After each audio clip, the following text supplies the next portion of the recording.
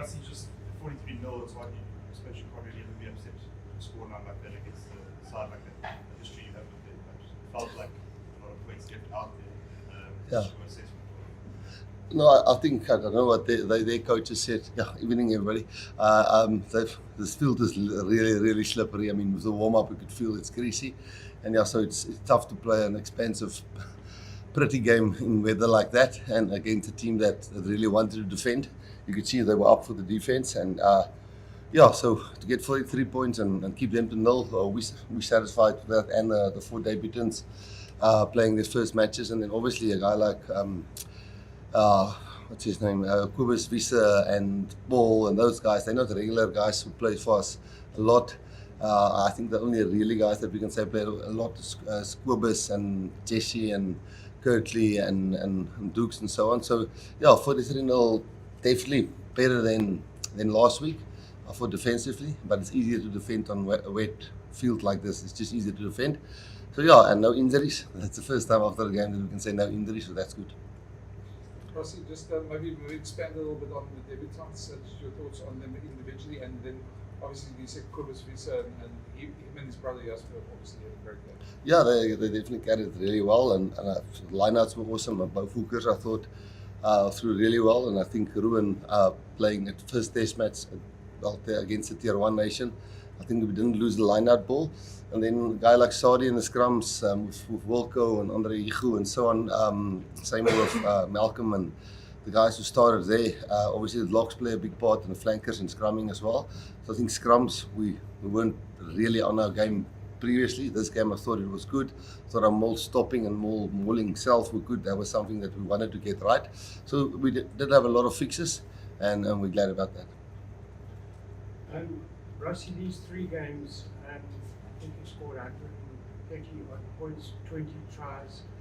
How would you evaluate these 3 games to start the Nation Championship? Yeah, I think you probably have to take it department by department. How was the scrums? How was the defensive scrums? How was the mauls? How was the maul stopping? How was the attack? How was the handling? And we tried to get better in each position, player-wise, and then also tactically and technically.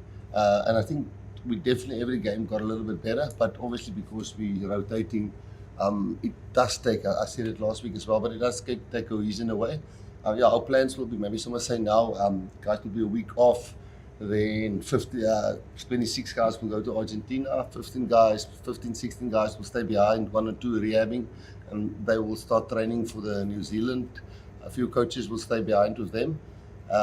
Yeah, so Argentina is going to be tough. We like Wales, they say they had our number a few times. I think our biggest loss was against Argentina, and we've been together since 2018.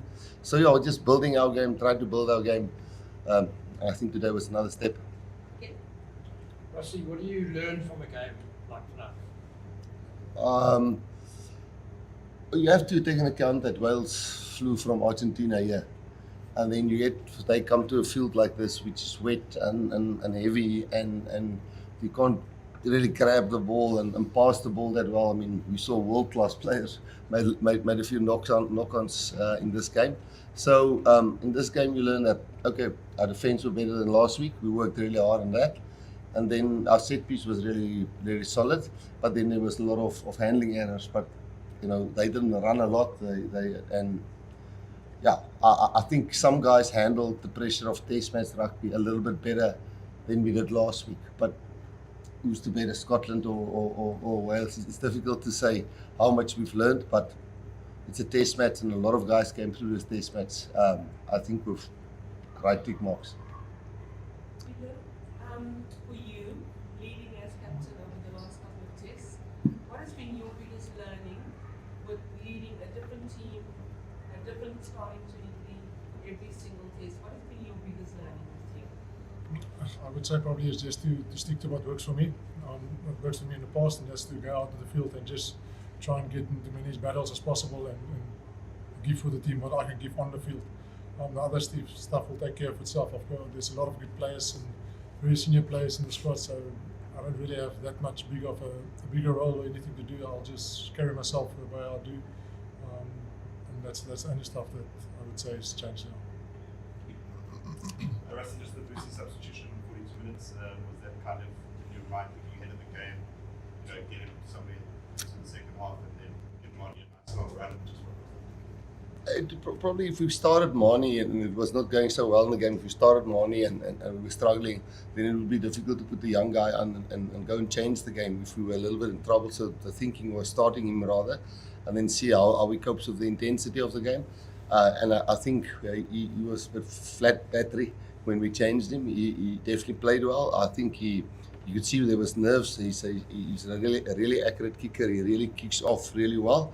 But then you get into a test match like this with a lot of people, even at your hometown, the ball is wet, and suddenly you don't kick it into the corners, you don't kick it on the spot of the kickoffs.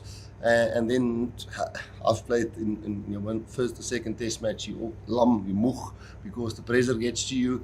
And I think he handled it extremely well. But then you could see in the second half, he was starting to go, you could see his tires were getting popped a little bit, and then we made the swap. So, Rosie, what hope would you give Welsh fans after that? We've been there. You know, they had 2 games before Argentina. They almost went on a run. I mean, we had a braai with Steve and the whole management on Thursday, Wednesday at the hotel. And you can see the tight management team for sure. And yeah, I'm not going to say I feel sorry for them because that will be a wrong headline. It's just somewhere you have to get a little bit of a roll on and a little bit of belief. We were there in 2017 and we were 57-0 and so on. And we just target one big game that we can win, and then the belief will come. So I think that's what they need. One big game where they turn over a big team, and then you guys will believe, and the pundits will believe, and the refs will start believing, and calls will start going their way. And because I know they're a very proud nation, so I hope they get it right. Thank you. Vloggers off, and then Mike.